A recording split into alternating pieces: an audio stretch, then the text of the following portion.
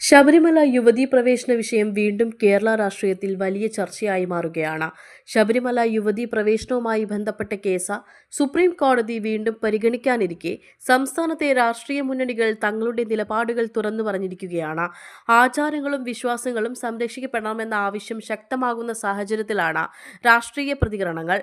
നേരത്തെ സർക്കാർ നൽകിയ സത്യവാങ്മൂലം തിരുത്തണമെന്ന ആവശ്യവും വിവിധ കോണുകളിൽ നിന്ന് ഉയരുകയാണ്. പ്രതിപക്ഷമായ UDF സർക്കാർ ഈ വിഷയത്തിൽ വ്യക്തത കാണിക്കണമെന്നും കോടതിയിൽ സ്വീകരിക്കുന്ന നിലപാട് തുറന്നു പറയണമെന്നും ആവശ്യപ്പെട്ടു. ശബരിമല പോലെയുള്ള വിശ്വാസ കേന്ദ്രങ്ങളിൽ ജനങ്ങളുടെ വികാരങ്ങൾ മാനിക്കപ്പെടണം എന്നാണ് പ്രതിപക്ഷത്തിന്റെ നിലപാട്.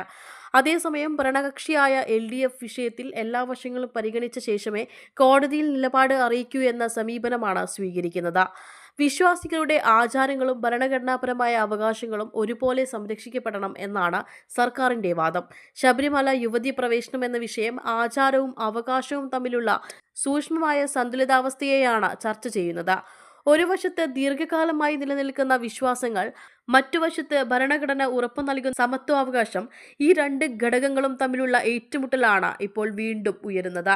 കേസിൽ സുപ്രീം കോടതി സ്വീകരിക്കുന്ന നിലപാട് കേരളത്തിന്റെ സാമൂഹിക രാഷ്ട്രീയ ഭൂപടത്തിൽ വലിയ സ്വാധീനം ചെലുത്തുമെന്ന കാര്യത്തിൽ സംശയമില്ല. ഇതോടെ ശബരിമല യുവതീ പ്രവേശന വിഷയം വീണ്ടും കേരളം ഉറ്റുനോക്കുന്ന നിർണായക വിഷയമായി മാറുകയാണ്. Insta news Malayalam, Thiruvananthapuram.